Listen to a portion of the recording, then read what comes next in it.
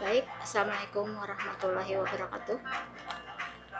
Jumpa kembali kita dengan materi PPKN kelas 12, di mana materi kelas 12 ini terdiri dari 4 bab.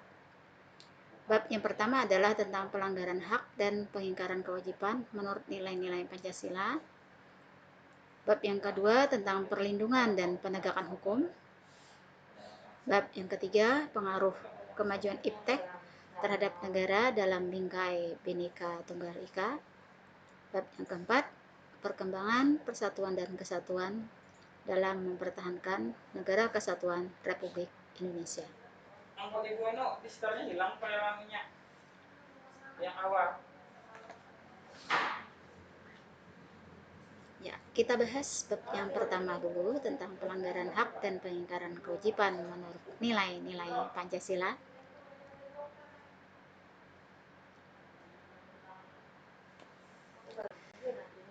A. Hak dan kewajiban warga negara Indonesia. Kemudian yang B, hak dan kewajiban warga negara dalam nilai-nilai Pancasila. Selanjutnya yang C, kasus pelanggaran hak dan pengingkaran kewajiban. Yang D, penanganan kasus pelanggaran dan pengingkaran kewajiban warga negara. Sedangkan tujuan pembelajaran di kelas 12 diharapkan setelah membaca rubrik penguatan karakter, peserta didik mampu menunjukkan sikap toleransi, sikap disiplin, dan tanggung jawab dengan baik sebagai bentuk upaya pencegahan pelanggaran hak dan pengingkaran kewajiban. Yang kedua, setelah mempelajari materi berbagai macam hak dan kewajiban warga negara, peserta didik mampu membuat video menarik tentang pelanggaran hak dan pengingkaran kewajiban dengan baik.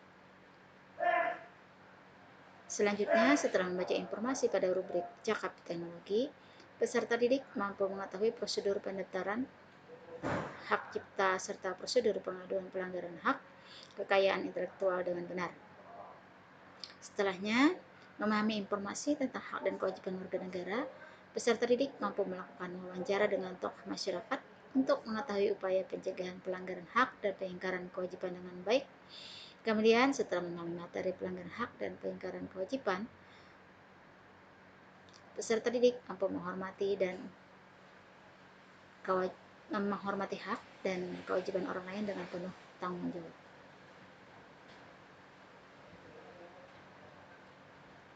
Ya, kita bahas hak dan kewajiban warga negara Indonesia.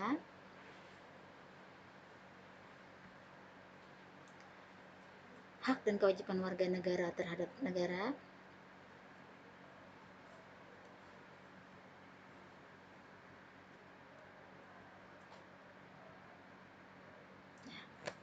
Hak warga negara yang pertama adalah hak kesamaan kedudukan di hadapan hukum dan pemerintahan.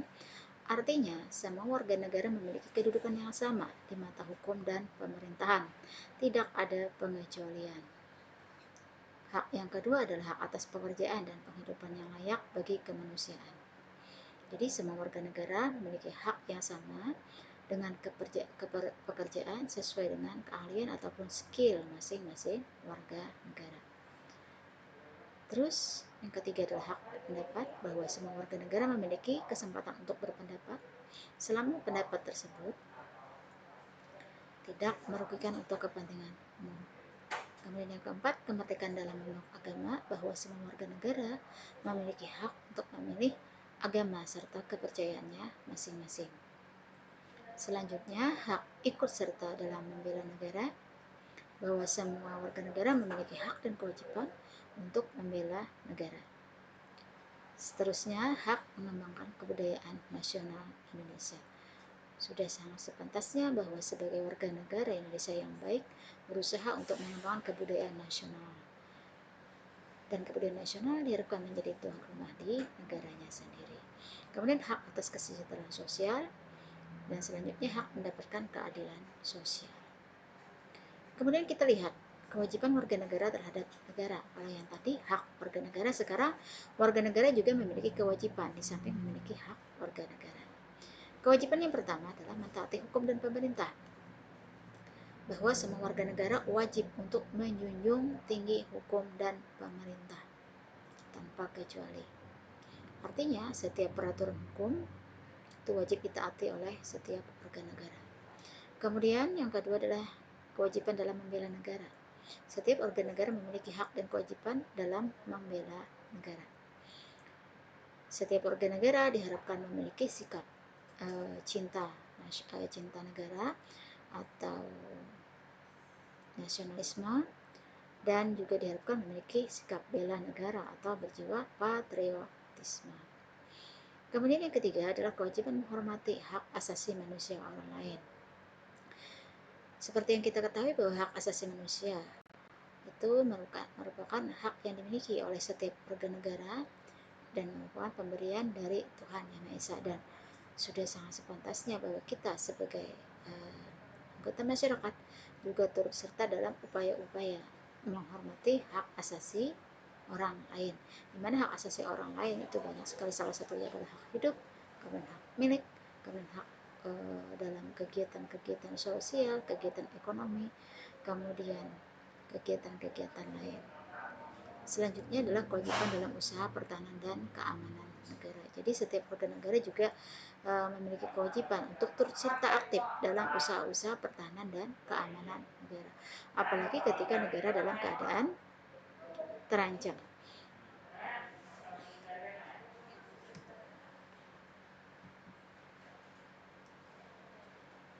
Yang kedua, hak dan kewajiban warga negara terhadap warga negara.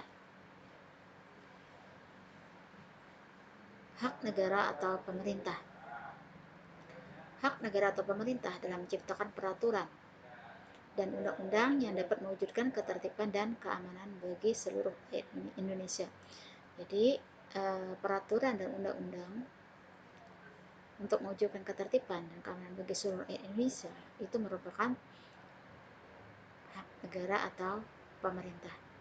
Kemudian negara juga melakukan monopoli terhadap sumber daya yang menguasai hajat hidup orang banyak, seperti yang tercantum di dalam pasal 33 Undang-Undang Dasar 1945, bahwa cabang-cabang produksi yang dianggap penting bagi negara itu dikuasai oleh negara, dan tujuannya adalah untuk kepentingan atau kesejahteraan umum. Artinya, kekayaan negara yang menguasai hajat hidup orang banyak itu dikelola oleh negara dan dikembalikan dalam bentuk salah satunya pembangunan.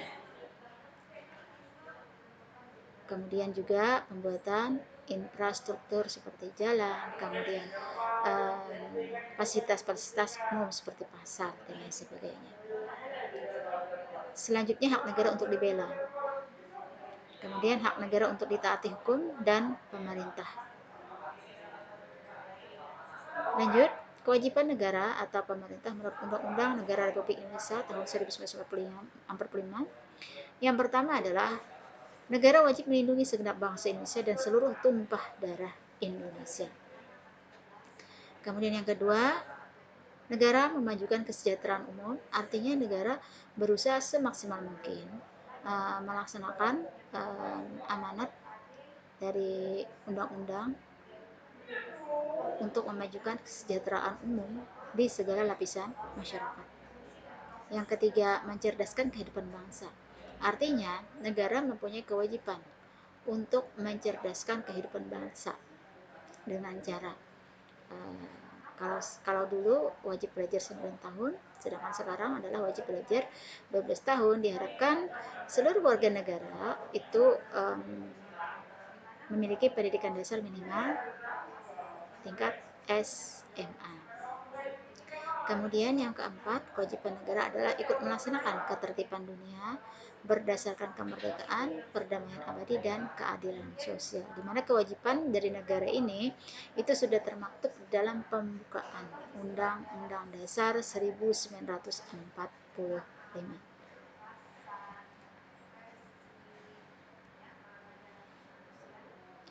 Kita lanjut, hak dan kewajiban negara terhadap warga negara. Menurut Winarto tahun 2014 dalam Sulaiman 2016 halaman 57, hak negara terhadap warga negara, artinya negara memiliki hak terhadap warga negaranya. Hak negara adalah yang pertama untuk ditaati hukum, artinya hukum yang dibuat oleh negara itu harus ditaati oleh seluruh warga negara, dan itu merupakan hak dari negara. Yang kedua adalah hak negara untuk dibela, apalagi ketika negara dalam keadaan darurat. Yang ketiga, hak negara untuk menguasai bumi, air, dan kekayaan untuk kepentingan rakyat. Nah, jadi ini sesuai dengan pasal 33 di dalam batang tubuh Undang-Undang Dasar 1945, dikatakan di situ adalah bumi, air, serta kekayaan alam yang menguasai hajat hidup orang banyak itu dikuasai oleh negara dan sebesar-besarnya digunakan untuk kemakmuran masyarakat. Kemudian kita beralih kepada kewajiban negara terhadap warga negara. Negara memiliki kewajiban. Kewajiban yang pertama adalah negara untuk menjamin sistem hukum yang adil. Artinya, hukum yang dibuat oleh pemerintah itu semaksimal mungkin adil bagi seluruh masyarakat Indonesia, baik lapisan atas, menengah, maupun bawah. Kemudian yang kedua, kewajiban negara untuk menjamin hak asasi warga negara. Jadi hak asasi warga negara itu dilindungi oleh negara. Salah satu contohnya hak hidup, hak milik, hak untuk melanjutkan keturunan, dan hak-hak lainnya. Kemudian yang ketiga, kewajiban negara untuk mengembangkan sistem pendidikan nasional untuk rakyat. Nah, jadi negara memiliki kewajiban untuk mengembangkan sistem pendidikan nasional yang bermakna bagi masyarakat. Contoh misalnya saat ini kondisi masyarakat kita sedang pandemi, jadi untuk melaksanakan kewajiban negara tetap kita melakukan sekolah melalui jarak jauh atau melalui daring. Yang jelas kewajiban negara terhadap warga negaranya itu bisa berjalan dengan baik walaupun dengan kondisi yang belum memungkinkan untuk tatap muka, artinya belum memungkinkan untuk hadir ke sekolah karena memang kondisinya belum memungkinkan. Kemudian kewajiban negara terhadap negara yang keempat adalah kewajiban negara memberikan jaminan sosial kepada setiap masyarakat. Kemudian kewajiban negara memberikan kebebasan beribadah. Jadi masing-masing warga negara itu memiliki hak dan kewajiban untuk memeluk agama masing-masing. Dan ini merupakan salah satu hak asasi manusia, hak untuk memeluk agama. Nah, ketika masing-masing warga negara sudah memeluk agama, maka masing-masing warga negara juga diberikan kebebasan oleh negara untuk beribadah sesuai dengan agama dan keyakinannya masing-masing.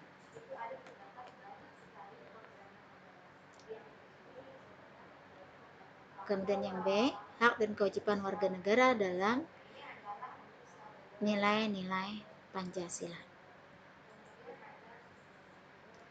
Yang pertama, hak dan kewajiban warga negara dalam nilai dasar Pancasila. Hak dan kewajiban warga negara dalam nilai dasar Pancasila, di mana kita ketahui nilai dasar Pancasila itu ada 5. Yang pertama adalah nilai ketuhanan, seperti yang terdapat pada sila pertama, ketuhanan yang Maha Esa. Kemudian nilai kemanusiaan yang adil beradab. Kemudian nilai persatuan Indonesia. Kemudian yang keempat, nilai kerakyatan yang dipimpin oleh hikmat kebijaksanaan dalam permusyawaratan perwakilan. Dan nilai keadilan sosial bagi seluruh rakyat Indonesia. Kita lanjut, hak dan kewajiban warga negara dalam nilai instrumen Pancasila. Yang pertama di situ ada kewarganegaraan. Kemudian yang kedua, kesamaan kedudukan dalam hukum dan pemerintahan.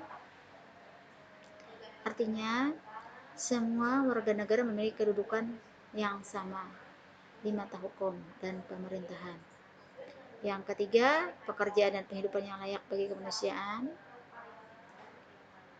Masing-masing warga negara berhak untuk mendapatkan pekerjaan sesuai dengan skill ataupun keahliannya masing-masing yang tujuannya adalah untuk mensejahterakan taraf hidup.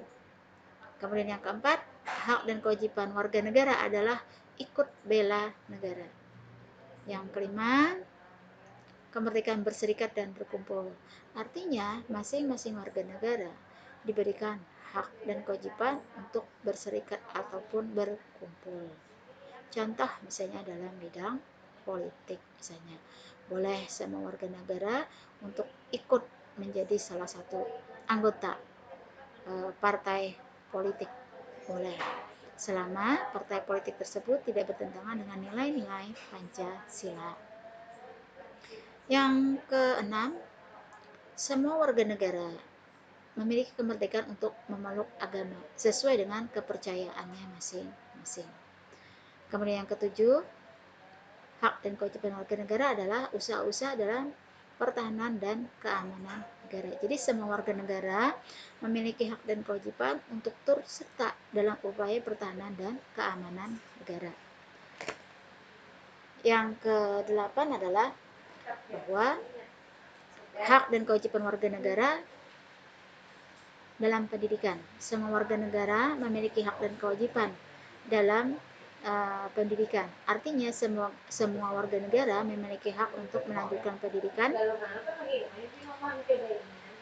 dan pendidikan sekarang itu diharapkan minimal tingkat SMA. Kemudian yang kesembilan, kebudayaan nasional Indonesia. Semua warga negara berhak dan wajib dalam menjaga kelestarian kebudayaan nasional Indonesia. Contoh misalnya di sekolah, upaya-upaya untuk menjaga atau melestarikan kebudayaan nasional, misal memakai pakaian batik, kemudian memakai pakaian kebaya, atau memakai pakaian sasirangan di hari-hari tertentu. Itu adalah salah satu upaya untuk melestarikan kebudayaan nasional. Kemudian juga sering melakukan perlombaan baik di tingkat dasar, menengah ataupun atas. Yang ke-10, perekonomian nasional. Jadi warga negara juga memiliki hak dan kewajiban dalam perekonomian nasional, memperkuat perekonomian nasional. Kemudian yang ke-11, kesejahteraan sosial. Jadi hak dan kewajiban warga negara yang terakhir adalah menciptakan kesejahteraan di dalam lingkungan masyarakat. Ya. Kemudian hak dan kewajiban warga negara dalam nilai praktis Pancasila. Yang pertama adalah sikap positif sesuai dengan nilai dalam sila pertama. Kemudian sikap positif sesuai dengan sila kedua. Yang ketiga, memiliki sikap positif sesuai dengan sila ketiga Pancasila. Kemudian yang keempat, memiliki sikap positif sesuai dengan sila keempat. Dan yang kelima, hak dan kewajiban warga negara dalam nilai praktis Pancasila adalah memiliki sikap positif sesuai dengan sila dalam sila kelima. Jadi intinya, hak dan kewajiban warga negara dalam nilai praktis Pancasila adalah memiliki sikap positif sesuai dengan nilai-nilai yang terkandung di sila 1, sila 2, sila 3, sila keempat, dan sila kelima.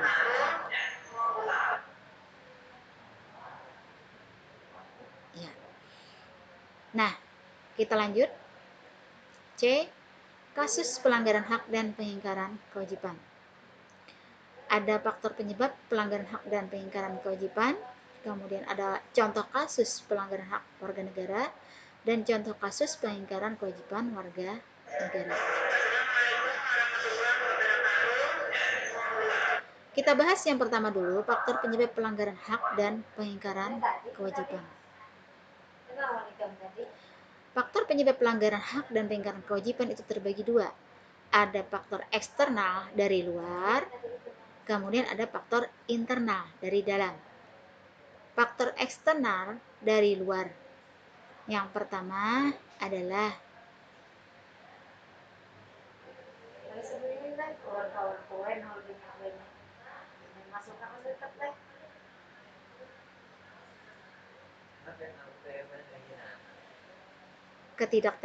ketidaktegasan aparat penegak hukum. kemudian adanya kesempatan, kemudian minimnya sosialisasi peraturan dari pemerintah. Artinya pemerintah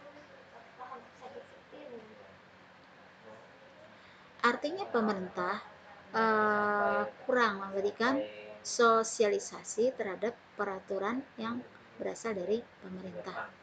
Kemudian terjadinya penyalahgunaan kekuasaan.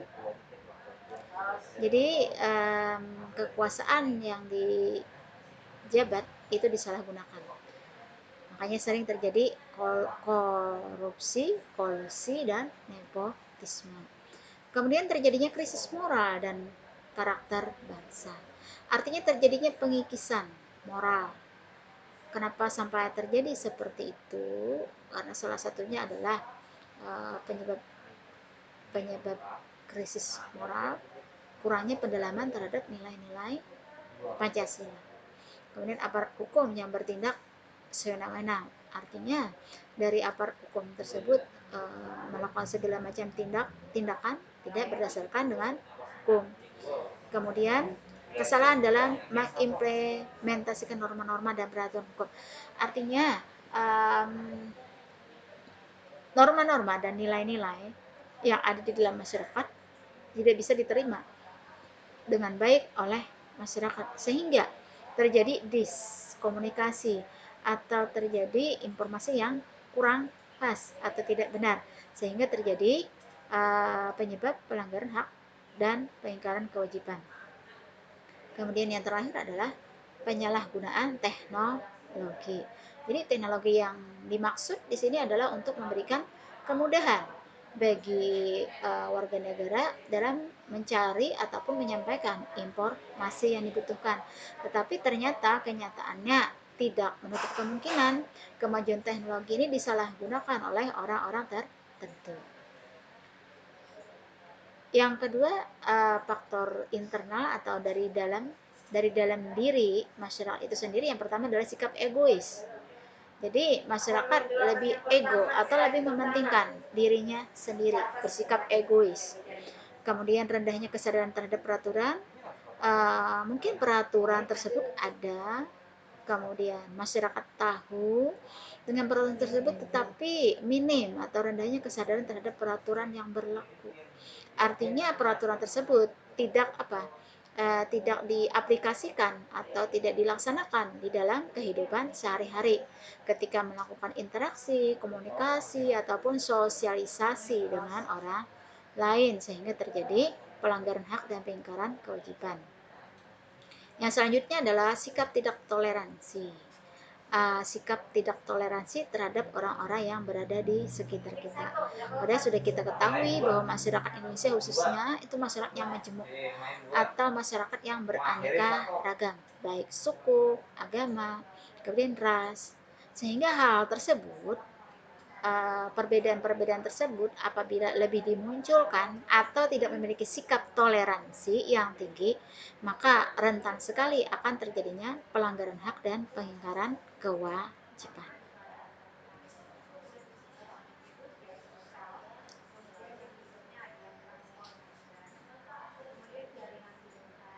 Nah, kita lanjut.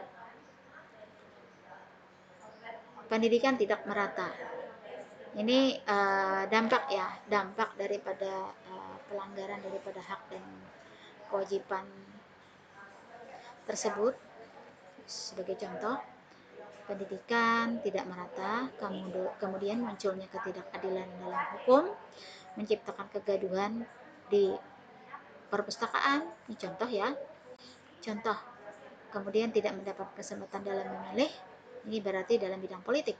Kemudian banyaknya anak di bawah umur yang harus mencari penghasilan sendiri, berarti dalam bidang pendidikan. Kemudian tingginya angka pengangguran dalam bidang sosial dan pelanggaran hak cipta.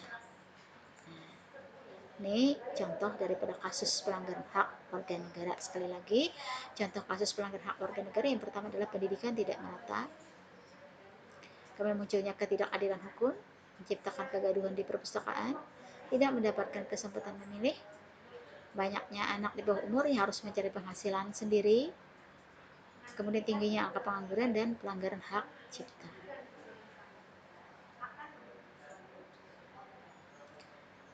kita lanjut. Kasus pengingkaran kewajiban warga negara.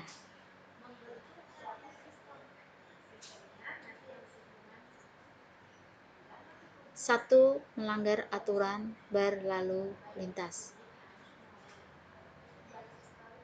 2, menghindari tugas menjaga keamanan lingkungan. 3, unjuk rasa yang berakhir ricuh. 4, tidak membayar pajak. Kita bahas yang pertama dulu. Kasus pengingkaran kewajiban warga negara.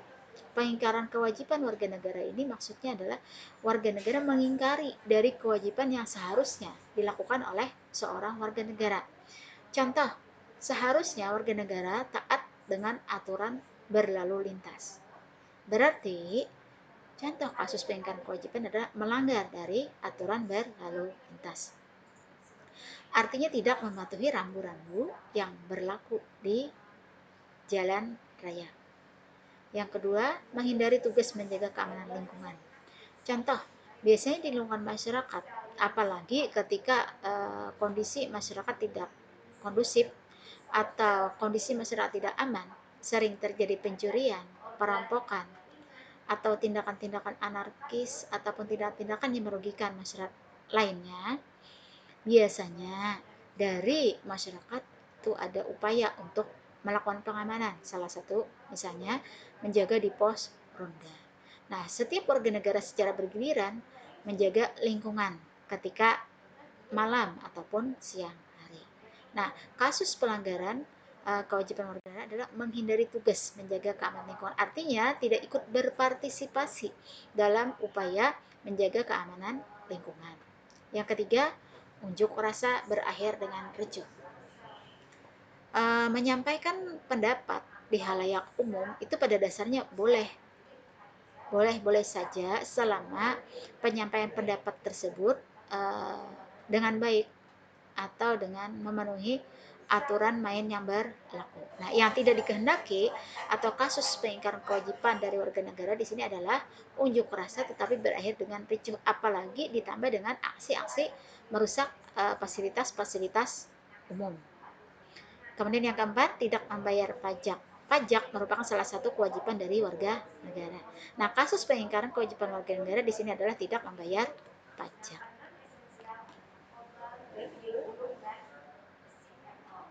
Selanjutnya, penanganan kasus pelanggaran hak dan pengingkaran kewajiban warga negara. Jadi, bagaimana upaya-upaya supaya kasus-kasus pelanggaran hak dan pengingkaran kewajiban warga negara ini bisa diminimalisir atau bisa dikurangi atau bisa ditekan.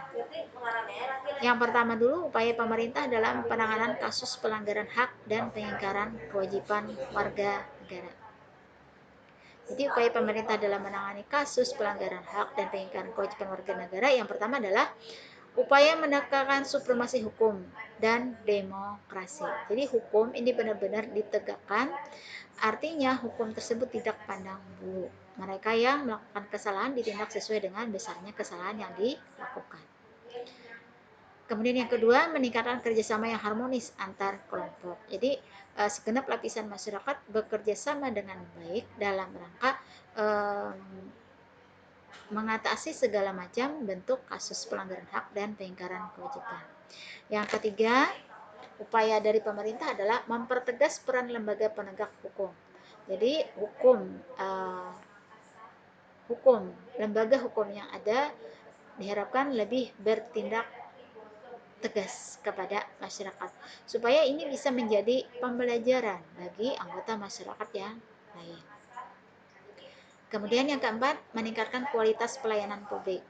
Jadi meningkatkan kualitas pelayanan publik ini artinya kualitas pelayanan terhadap masyarakat itu lebih ditingkatkan lagi. Kemudian yang kelima, meningkatkan pengawasan dari masyarakat dan lembaga-lembaga politik.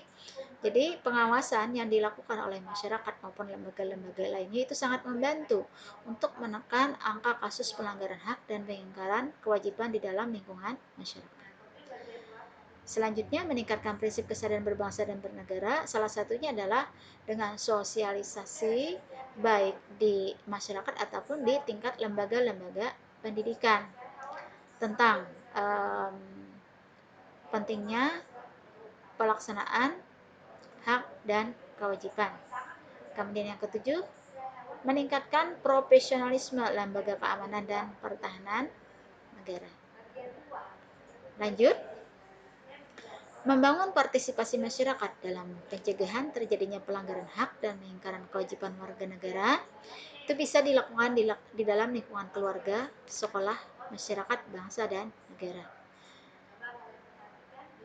Jadi partisipasi masyarakat dalam upaya mencegah terjadinya pelanggaran hak dan kewajiban bisa dilakukan di lingkungan terkecil dulu, di dalam lingkungan keluarga. Jadi di dalam lingkungan keluarga ini bisa diberikan contoh oleh orang tua bagaimana caranya supaya kita lebih paham betul dengan hak-hak dan kewajiban kita sebagai anggota keluarga. Salah satunya melindungi nama baik keluarga, kemudian berusaha membantu anggota keluarga yang lain, kemudian berusaha melaksanakan tugas sebagai anggota keluarga dengan sebaik-baiknya. Kemudian di lingkungan sekolah, itu bisa contohnya adalah partisipasi misalnya dalam mencegah terjadinya pelanggaran hak dan lingkaran kewajiban, masing-masing menghormati hak dan kewajibannya. Kemudian di sekolah juga bisa saling memberikan contoh yang baik dari dewan guru ataupun dari teman sejawat, kemudian saling menghargai masing-masing hak dan kewajiban dari anggota yang ada di sekolah, baik itu dari dewan guru ataupun dari siswa kepada teman sejawatnya. Kemudian yang ketiga adalah masyarakat. Nah, masyarakat juga di dalam lingkungan masyarakat juga bisa dibangun partisipasi dalam upaya pencegahan terhadap hak pengingkaran kewajiban. Masing-masing anggota masyarakat paham betul dengan kondisi lingkungan sekitar, kemudian juga anggota masyarakat yang lain saling berusaha toleransi, kemudian saling menghargai dengan kondisi perbedaan yang ada di dalam lingkungan masyarakat, sehingga bisa meminimalisir terjadinya pelanggaran hak dan pengingkaran kewajiban, atau bisa dikatakan saling mengingatkan dengan anggota masyarakat yang lain. Nah, kemudian juga partisipasi masyarakat dalam mencegah terjadinya pelanggaran hak dan kewajiban itu bisa juga dilakukan melalui lingkungan berbangsa dan bernegara. Ya, materi kita cukupkan sampai di sini. Mudah-mudahan pembelajaran hari ini memiliki nilai ibadah dan berguna untuk kita ke depannya. Sekian pertemuan kita kali ini. Salah hilap mohon maaf. Terus belajar dan selalu optimis. Wabillahi taufiq wal hidayah. Wassalamualaikum warahmatullahi wabarakatuh.